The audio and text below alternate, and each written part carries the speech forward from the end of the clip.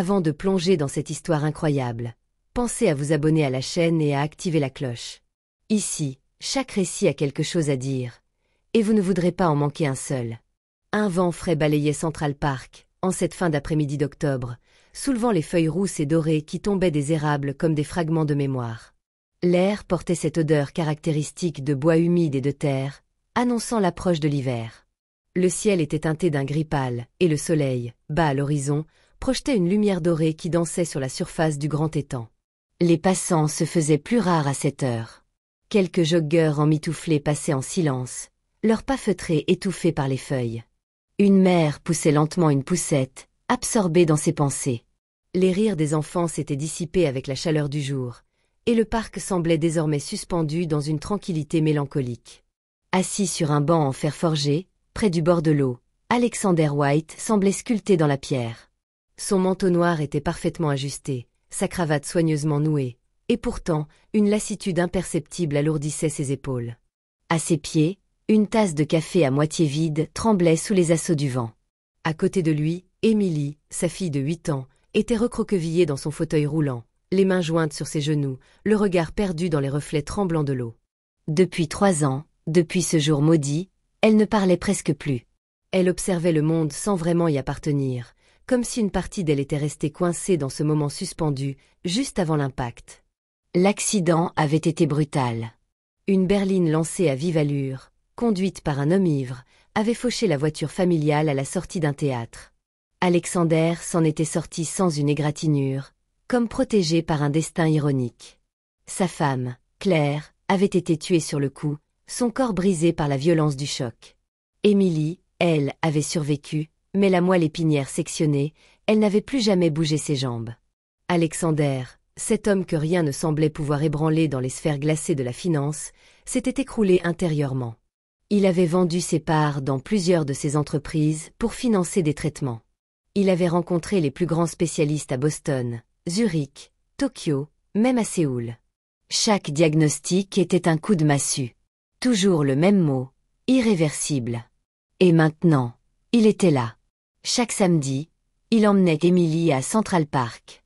Non pas pour la distraire, elle ne réagissait plus vraiment, mais pour donner un sens à leur routine, pour s'accrocher à quelque chose de vivant. Parfois, il lui racontait des histoires.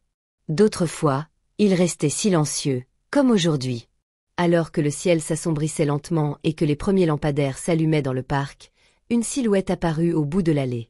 Un homme avançait lentement, traînant derrière lui un vieux chariot métallique qui grinçait à chaque pas. Il portait une longue veste râpée, autrefois peut-être noire, aujourd'hui tachée et élimée.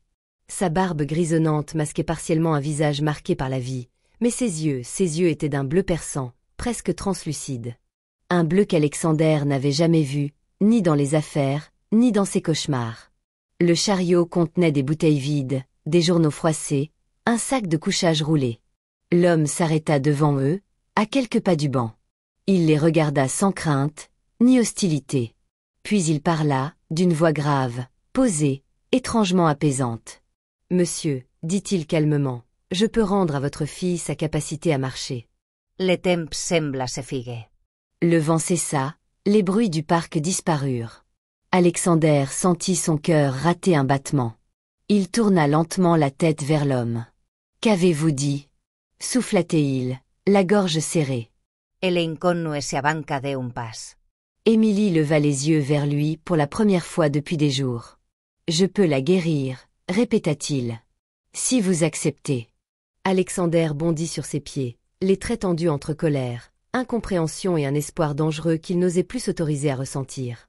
Ses yeux, sombres et vifs, fixèrent l'homme comme s'il voulait lui arracher la vérité par la seule force de son regard. « Vous vous moquez de moi » rugit-il, sa voix déchirant le silence du parc. « Vous savez qui je suis. » Son ton n'était pas une question, mais une menace. Cet homme, cet inconnu vêtu comme un fantôme errant, osait raviver une flamme qu'Alexander s'était acharné à éteindre. 3 années de souffrance, de désillusion, de deuil, de certitude médicale qu'il avait appris à accepter, ou du moins à porter comme une armure. El homme ne bronchapas. Son regard bleu, tranquille comme un lac au crépuscule, resta ancré dans celui d'Alexander. « Oui, » répondit-il simplement. « Je sais qui vous êtes. Mais ce n'est pas important. Ce qu'il est, c'est ce que vous êtes prêt à faire pour elle. » Un silence s'installa. Alexander, désarçonné par la réponse, ne savait plus s'il devait appeler la sécurité, fuir ou écouter.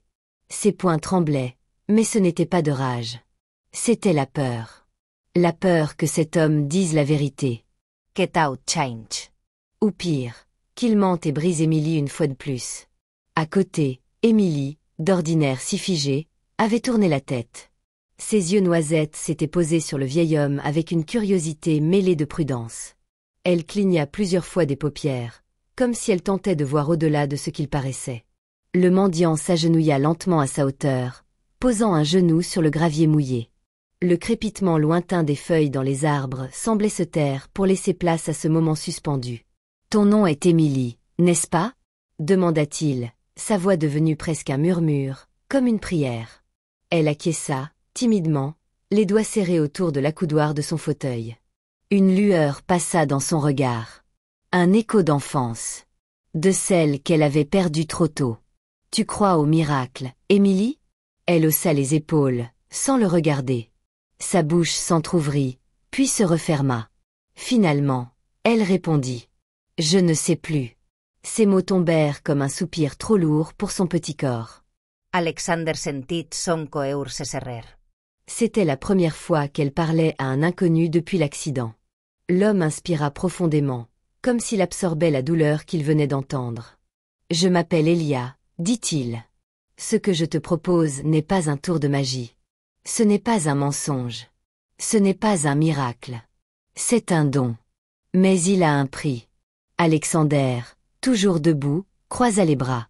Ses instincts reprenaient le dessus. Il avait conclu des marchés dans les plus hautes sphères du monde. Il connaissait les jeux de pouvoir, les escrocs, les manipulateurs. « Combien ?» demanda-t-il d'un ton sec, presque cynique. Elia secoua lentement la tête. « Ce n'est pas une affaire d'argent. L'argent n'achète pas tout, Monsieur White. Et surtout pas ce que je vous offre. Le prix est plus grand que ça. » Alexander plissa les yeux. « Alors quoi ? Une dette. Un service. Un engagement bizarre.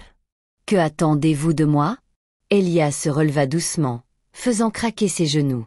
Puis il répondit, sans détour. « Votre vérité. Votre orgueil. Votre façon de voir le monde. Vous devrez abandonner ce que vous croyez savoir. Parce que ce don, il ne guérit que ceux qui acceptent de croire, vraiment. Il exige l'abandon. La confiance.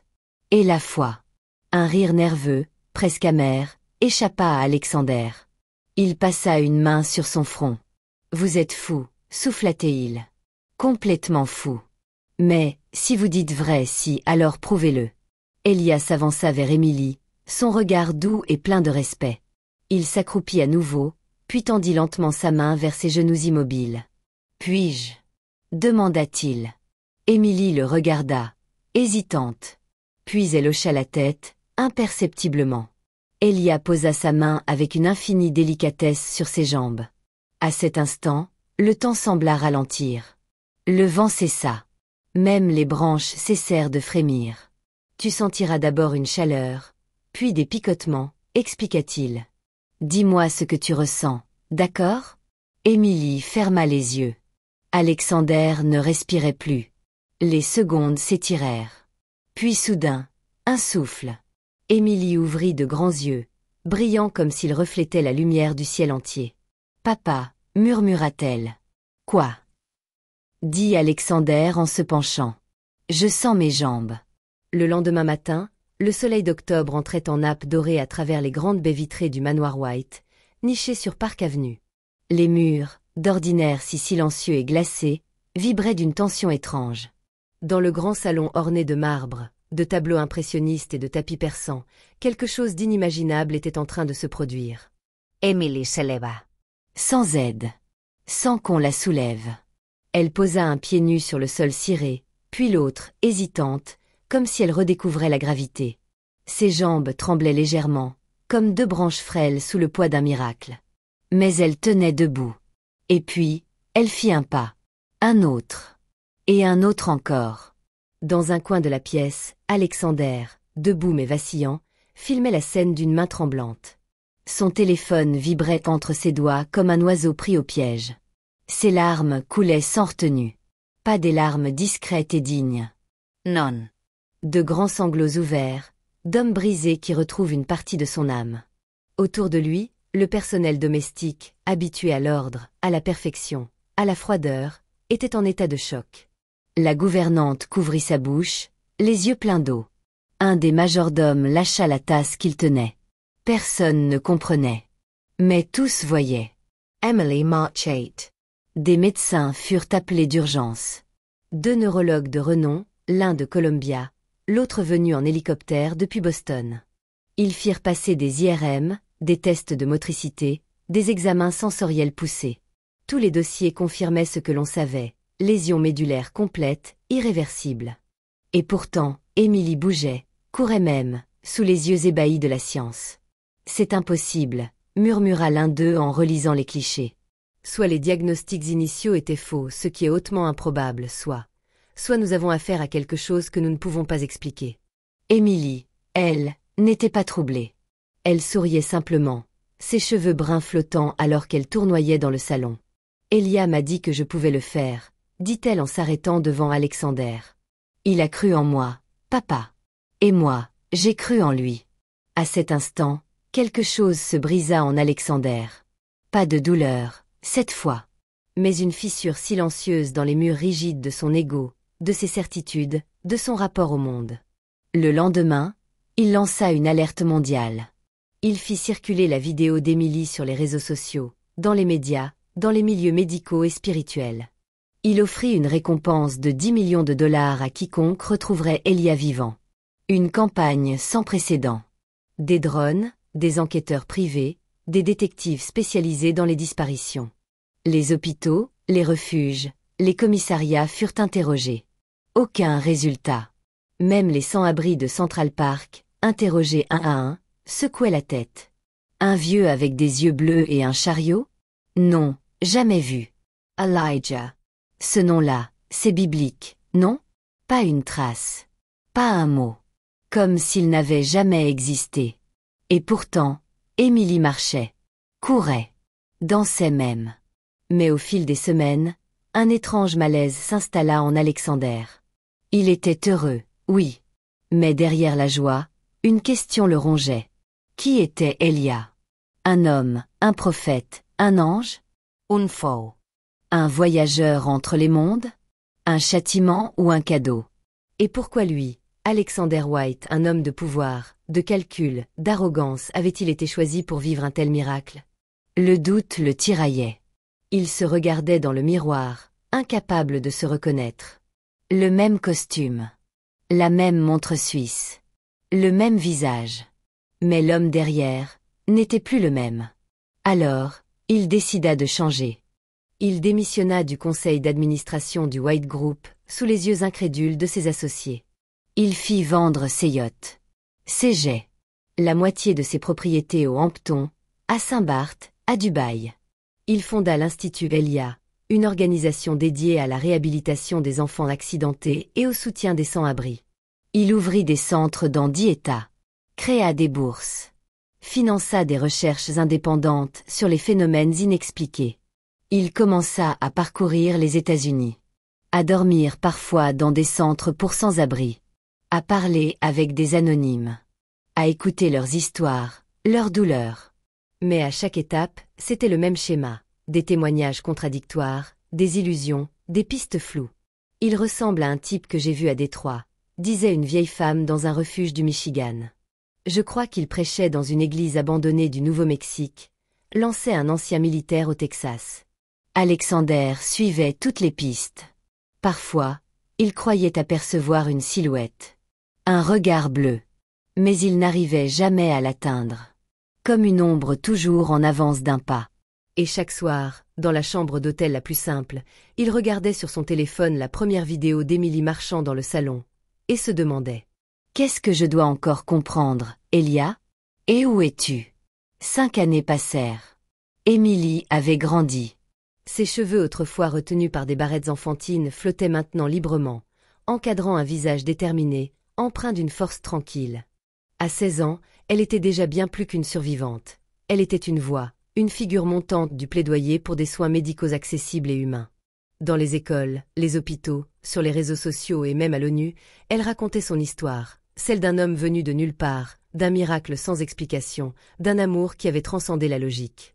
Certains l'admiraient avec ferveur, convaincus d'avoir affaire à une jeune sainte. D'autres, plus cyniques, remettaient tout en cause. Elle n'a jamais été paralysée, disait-il. Tout ça, c'est une mise en scène médiatique. Mais Émilie ne répondait jamais à ces accusations. Elle souriait, paisiblement. Ce que je suis devenue n'a pas besoin de convaincre. Je marche. Et je marche pour les autres. Un soir glacé de janvier, dans les rues battues par le vent de Chicago, Alexander White poussa la porte d'un centre d'accueil pour sans-abri, modeste mais propre, que sa fondation finançait. Il venait régulièrement incognito, vêtu d'un manteau en laine épaisse, sans escorte ni annonce. Mais ce soir-là, quelque chose le traversa en entrant. Un malaise doux, comme un souvenir oublié qui se glisse dans les veines. Il marcha lentement entre les tables. Des hommes et des femmes mangeaient une soupe chaude, certains somnolaient, d'autres regardaient dans le vide. Et dans un coin sombre, là où la lumière vacillait à peine sur un mur décrépit, il le vit. Assis seul à une table, une tasse fumante entre les mains, le même manteau élimé, le même regard perçant, éternellement calme, Elia. Le monde se faca autour de Alexander. Plus de bruit, plus de pas, plus de froid. Il s'approcha lentement, comme si Elia pouvait disparaître à tout moment. Ses jambes semblaient lourdes, comme s'il gravissait une montagne invisible. « C'était vous, » murmura-t-il, la voix chargée de tout ce qu'il avait cherché à comprendre depuis 5 ans. Elia leva les yeux et hocha doucement la tête. « Tu as tenu ta promesse. Tu as abandonné ce que tu croyais savoir. » Alexander sentit ses genoux faiblir. Il s'assit en face de lui, incapable de retenir ses larmes. « Qui êtes-vous » demanda-t-il enfin, d'une voix étranglée. Elia pencha légèrement la tête. Son regard n'était ni moqueur, ni distant. Juste, profond, vrai. Un simple messager. Envoyé par... Qui ? Dieu. Le destin ? Elia sourit, mais ce n'était pas un sourire de mystère. C'était celui d'un homme qui dit la vérité, même si elle est difficile à entendre. Par celle que tu aimais, et que tu as laissé partir, sans jamais lui dire au revoir. Le cœur d'Alexander se serra si fort qu'il crut qu'il allait s'effondrer. Un frisson brutal remonta le long de sa colonne.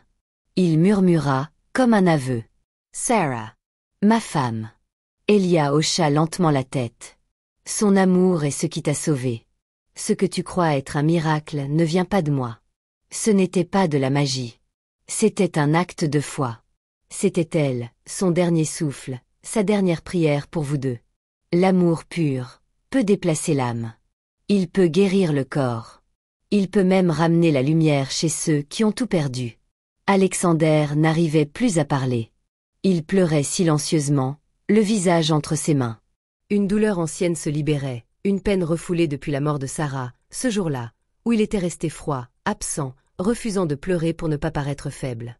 Et c'était ça, le vrai prix du miracle, regarder sa vérité en face. Lorsqu'il releva la tête, Elia s'était levé. Il reprit son vieux chariot rouillé, hocha la tête une dernière fois, puis s'avança vers la porte. Dehors, la neige tombait en silence. Elia s'y enfonça sans se retourner.